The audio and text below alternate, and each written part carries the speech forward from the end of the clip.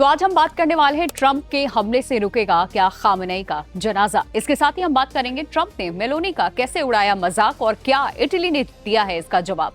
और मॉनसून बना महाकाल, भारत बेहाल है, हर राज्य में तबाही ही तबाही।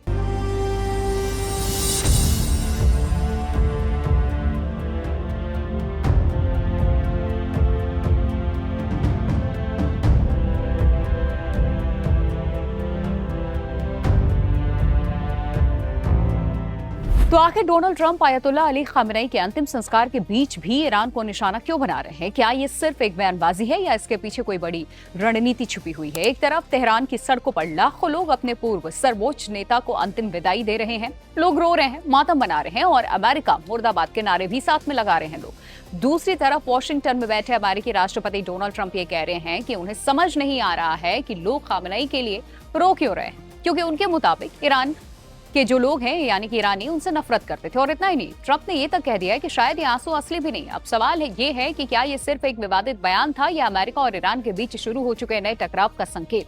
पूरी कहानी आइए आपको समझाते हैं।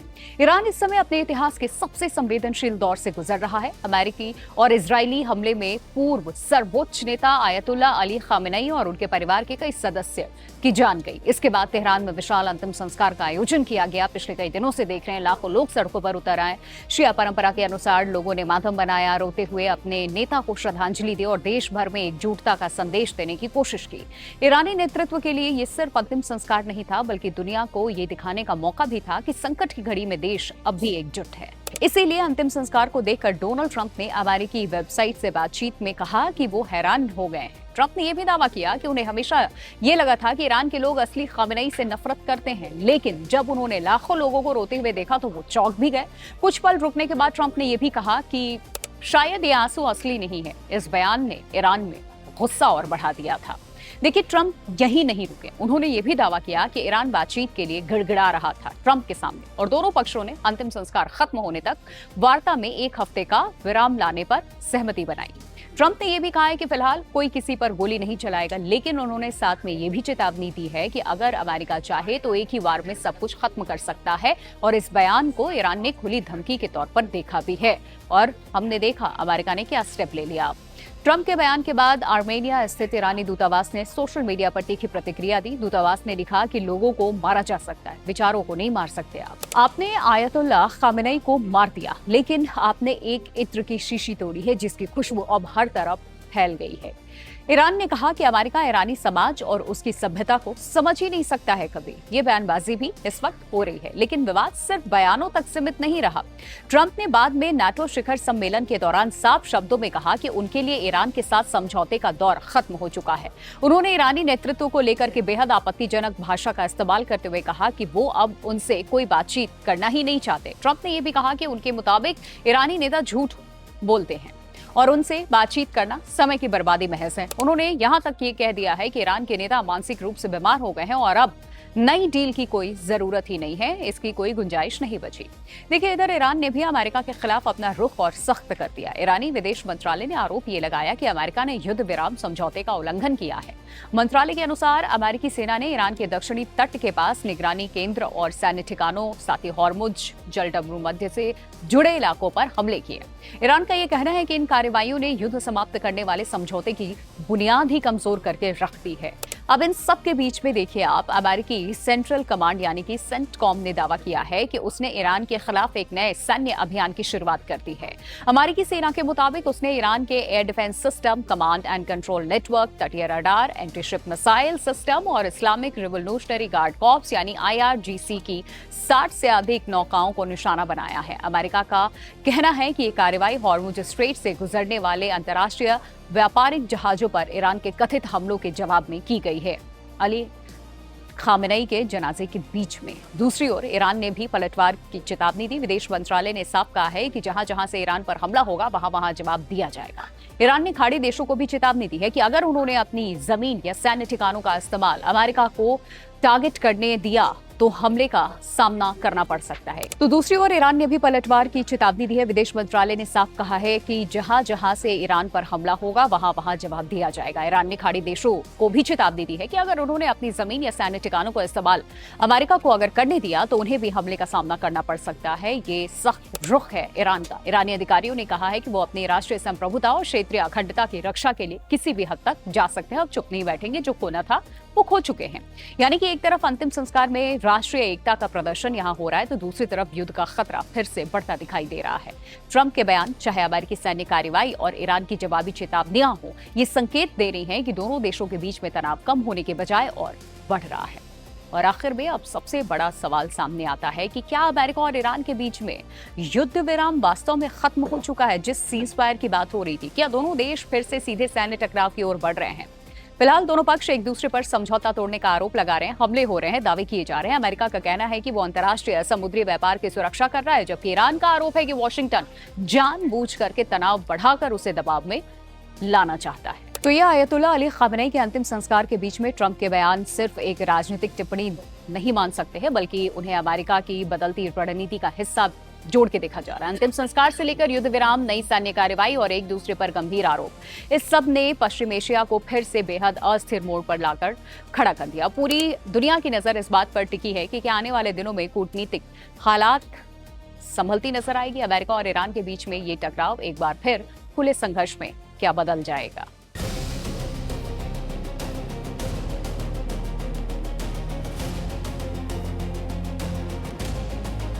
दो नेताओं की दोस्ती, एक तस्वीर, सिर्फ 3 शब्द और फिर मच गया अंतर्राष्ट्रीय सियासी बवाल।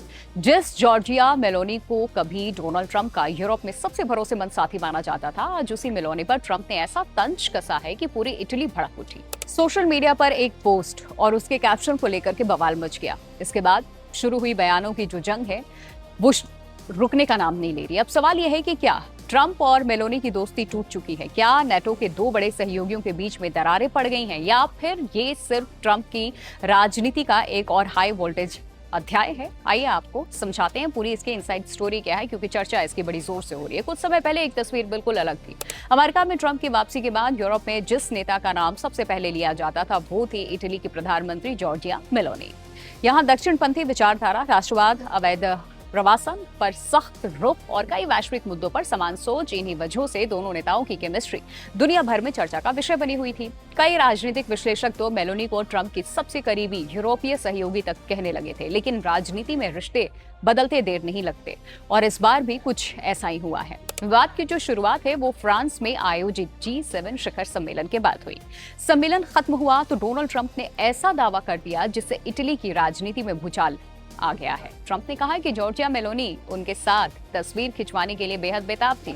उन्होंने दावा किया कि आखिरकार उन्होंने सिर्फ तरस खाकर उनके साथ फोटो खिंचवाई। इतना ही नहीं, ट्रंप यही नहीं रुके। उन्होंने कहा कि उन्हें मेलोनी से बात करने की कोई जरूरत ही नहीं थी और शायद मेलोनी खुश होंगी कि उन्होंने उनसे बात कर ली। दुनिया भर की मीडिया जो है अब ये बयान सुर्खियां बन गई हैं। इस बयान को लेकर सामने आए जॉर्जिया मेलोनी ने भी जवाब देने में देरी नहीं लगाई। ट्रंप के दावों को पूरी तरह झूठ बताते हुए कहा कि उनकी बातें सुनकर उन्हें सचमुच हैरानी हुई। देखिए, मेलोनी ने बेहद सख्त लहजे में ये कहा कि इटली और मैं किसी भी कभी भी किसी के सामने गिड़गिड़ाते नहीं हैं। उन्होंने ये भी कहा है कि दुख इस बात का है कि ट्रंप पश्चिम और अमेरिका के विरोधियों के प्रति उतनी सख्ती नहीं दिखाते जितनी अपने सहयोगियों के प्रति दिखा रहे हैं। ये सिर्फ जवाब नहीं था, बल्कि ट्रंप की राजनीतिक शैली पर सीधा हमला था मेलोनी का। लेकिन असली विस्फोट अभी बाकी ही था। देखिए, कुछ ही दिनों बाद ट्रंप ने अपने social media platform truth social पर मेलोनी के साथ अपनी एक तस्वीर पोस्ट कर दी। तस्वीर के ऊपर उन्होंने जो शब्द लिखे थे वो आपको बताती हूँ। रोक लगाने वाले आदेश की जरूरत है, ये कहा। वो कानूनी शब्द है जिसका इस्तेमाल किसी व्यक्ति को दूसरे से दूर रखने के लिए अदालत करती है। दुनिया भर में इस पोस्ट की अलग अलग व्याख्याएं होने लगी और किसी ने इसे मजाक कहा, किसी ने इसे राजनीतिक व्यंग, तो कई लोगों ने इसे एक सहयोगी देश के प्रधानमंत्री का सार्वजनिक अपमान तक बताया था, जो पोस्ट में लिखा गया है। इटली में इस पोस्ट को हल्के में नहीं लिया गया। रक्षा मंत्री हैं गुइडो क्रोसेटो, जिन्होंने ट्रंप को परोक्ष संदेश देते हुए कहा कि नेता आते जाते रहते हैं, लेकिन देशों के रिश्ते हमेशा बने रहने चाहिए। उनके बयान का साफ मतलब था कि व्यक्तिगत अहंकार और सोशल मीडिया की राजनीति 2 देशों की साझेदारी पर हावी नहीं होनी चाहिए। और इसके तुरंत बाद विदेश मंत्री एंटोनियो ने सामने आकर के ये कहा कि अमेरिका और इटली के रिश्ते किसी एक पोस्ट या व्यक्तिगत टिप्पणी से कहीं बड़े हैं। अब दशकों पुरानी साझेदारी है, उसे सोशल मीडिया की बयानबाजी से नहीं आंका जाना चाहिए। इस तरीके की भी टिप्पणी हुई। लेकिन आखिर ट्रंप इतने नाराज क्यों है? इसके पीछे सिर्फ फोटो वाला विवाद नहीं है। आखिरकार असली वजह पश्चिम एशिया की राजनीति बताई जा रही है। ट्रंप ये दावा कर चुके हैं कि ईरान के खिलाफ अमेरिकी सैन्य अभियान में इटली ने वो सहयोग नहीं दिया जिसकी उन्हें उम्मीद थी। ट्रंप ने कहा कि उन्होंने इटली पर दबाव नहीं डाला, लेकिन मदद नहीं मिलने से वो निराश जरूर हुए। उनका यह मानना था कि मेलोनी ने इस मुद्दे पर गलत फैसला लिया, यानी मामला अब सिर्फ व्यक्तिगत रिश्तों तक सीमित नहीं रहा, बल्कि विदेश नीति और रणनीतिक सहयोग तक पहुंच चुका है। हालांकि विवाद जितनी तेजी से बढ़ा, उतनी ही तेजी से उसे शांत करने की कोशिश भी शुरू की गई। नाटो शिखर सम्मेलन के दौरान ट्रंप के जो सुर हैं वो बदलते हुए नजर आए। उन्होंने मेलोनी को एक अच्छे इंसान बताया और कहा कि उनके साथ उनके संबंध अच्छे हैं। दूसरी ओर मेलोनी ने भी पत्रकारों से बातचीत करते हुए ये कहा कि ट्रंप के साथ उनके रिश्ते सामान्य और अमेरिका साथ ही इटली की दोस्ती पहले की तरह मजबूत बनी हुई है। यानी दोनों नेताओं ने सार्वजनिक रूप से तनाव कम करने की पूरी कोशिश की है। लेकिन राजनीतिक विश्लेषकों का ये कहना है कि इस पूरे विवाद में एक बड़ा सवाल जरूर खड़ा कर दिया है। अगर ट्रंप अपने सबसे करीबी माने जाने वाले सहयोगी पर भी सार्वजनिक मंच से इस तरीके का तंज कस सकते हैं, तो फिर दूसरे सहयोगी यानी कि देशों के लिए इसका क्या संदेश जाता है? क्या ट्रंप की राजनीति में व्यक्तिगत रिश्तों से ज्यादा महत्व राष्ट्रीय हितों और तत्काल राजनीतिक रणनीति का है? और क्या आने वाले समय में नाटो के भीतर ऐसे मतभेद और खुलकर सामने आ सकते हैं?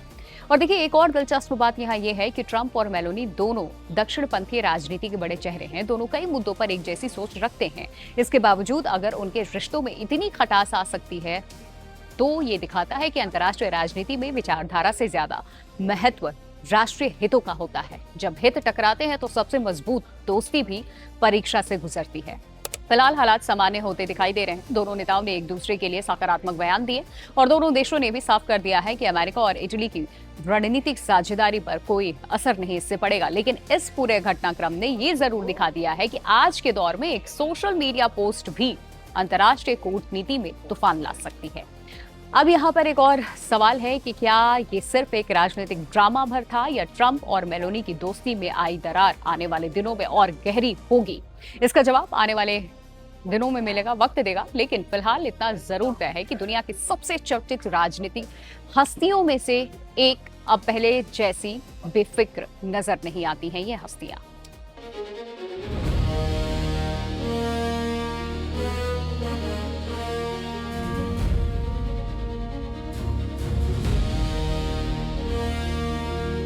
चलिए अब बात करते हैं कैसे मॉनसून पूरे भारत में मचा रहा है तबाही, और क्या इस बार मॉनसून सिर्फ बारिश नहीं बल्कि तबाही लेकर के आया है।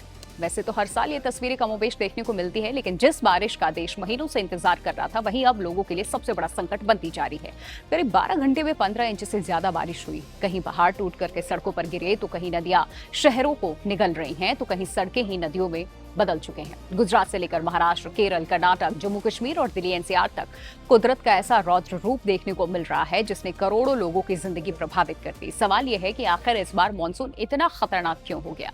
क्या ये सिर्फ सामान्य बारिश है या इसके जो पीछे है बदलता मौसम और जलवायु संकट छुपा है? आइए आपको बताते हैं। देखिए, इस बार का जो मॉनसून है शुरुआत से ही सामान्य नहीं रहा है। जून के महीने में देश के बड़े हिस्से में सामान्य से काफी कम बारिश हुई है। लोगों को जो अनुमान थी वो नहीं हुई। करीब 125 वर्षों के रिकॉर्ड में सिर्फ 5वीं बार ऐसा हुआ है जब जून में 100 मिलीमीटर से भी कम बारिश दर्ज की गई। यानी जो बारिश जून में होनी चाहिए थी वो नहीं हुई। लेकिन जुलाई शुरू होते ही मौसम ने ऐसा करवट बदला कि बादल एक साथ कई राज्यों पर टूट पड़े। मौसम वैज्ञानिकों का ये कहना है कि ये असंतुलन अब भारी तबाही की वजह बन रहा है। कम समय में अत्यधिक बारिश होने से जमीन पानी सोख नहीं पा रही है और फिर नदियां, शहर और पहाड़ सब दबाव में आ चुके हैं। सबसे पहले बात अब गुजरात की करते हैं। तस्वीरें आई हैं जहां बारिश ने पिछले कई वर्षों के रिकॉर्ड तोड़ दिए। दक्षिण गुजरात का जो सूरत है, ये जिला इस समय सबसे ज्यादा प्रभावित है। देखिए, यहाँ सिर्फ 12 घंटे के भीतर 15.87 इंच बारिश दर्ज की गई है। बाजार जलमग्न हो चुके हैं, वाहन बीच रास्ते बंद हो रहे हैं, लोगों को घंटों पानी में फंसे रहना पड़ रहा है। इसके अलावा लगातार मूसलाधार बारिश ने जनजीवन पूरी तरह अस्त व्यस्त कर दिया। कई नदियों का जलस्तर खतरे के निशान के करीब पहुंच गया और प्रशासन को अलर्ट जारी करना पड़ा। हालात ऐसे हैं, लेकिन ये संकट सिर्फ गुजरात तक सीमित नहीं है, महाराष्ट्र में भी मानसून ने भारी तबाही मचाई है। नासिक में मौसम विभाग ने 24 घंटे में 300 मिलीमीटर तक बारिश और बादल फटने जैसी स्थिति की चेतावनी पहले ही जारी की। खतरे को देखते हुए स्कूल, कॉलेज और सरकारी दफ्तर तक बंद करने पड़े।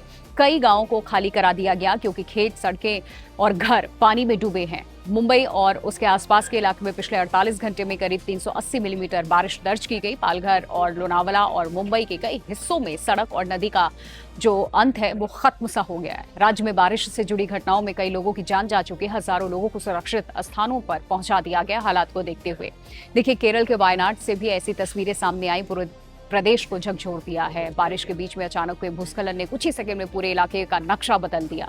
पहाड़ से सैकड़ों टन मलबा नीचे आ गया और अपने साथ बस, टैंकर, सड़क किनारे जो कुछ भी मौजूद था, हर चीज सब बहा ले गए।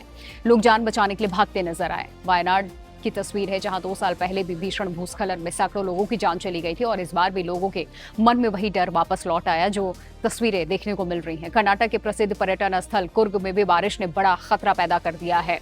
यहाँ भी वाटरफॉल घूमने पहुंचे कुछ लोग, कॉलेज के छात्र अचानक बढ़े हुए जलस्तर के बीच में फंस गए। कुछ ही मिनटों में सामान्य दिखने वाला झरना उफान पर आ गया। तेज धारा के बीच लोग फंस गए। राहत टीमों ने समय रहते सभी को सुरक्षित बाहर निकाल लिया। घटना ने दिखा दिया कि पहाड़ी इलाकों में मौसम कितनी तेजी से इस वक्त बदल रहा है। उत्तर भारत में भी इसका कहर देखने को मिला। लोग इससे अछूते नहीं है। जम्मू कश्मीर के किश्तवाड़ और डोडा में भी बादल फटने और भूस्खलन की घटना ने राष्ट्रीय राजमार्ग को बंद कर दिया। पहाड़ों से गिरा मलबा ट्रक और बाकी वाहनों पर आ गिरा है। कई इलाके देश के बाकी हिस्सों से कट गए हैं। विशेषज्ञों के अनुसार देखिए, भारत का लगभग 12% भूभाग भूस्खलन के उच्च जोखिम वाले क्षेत्र में आता है और लगातार हो रही इस बारिश की वजह से खतरे और ज्यादा यहाँ पर बढ़ गए हैं। वहीं दिल्ली एनसीआर में भी पहली तेज बारिश ने व्यवस्था की पोल खोल करके रख दी है। कुछ घंटों की बारिश के बाद ही दिल्ली, नोएडा और गुरुग्राम की सड़कें पानी से भरती हुई नजर आई। लोग परेशान में नजर आए। आईटीओ जैसे प्रमुख चौराहों पर लंबा जाम लग गया। जगह जगह पेड़ गिर गए। जल भराव की घटनाएं सामने आ रही हैं। हर साल की तरह इस बार भी सवाल उठने लगे हैं कि आखिर करोड़ों रुपए खर्च होने के बावजूद शहर पहली ही बारिश में ही क्यों डूब जाते हैं।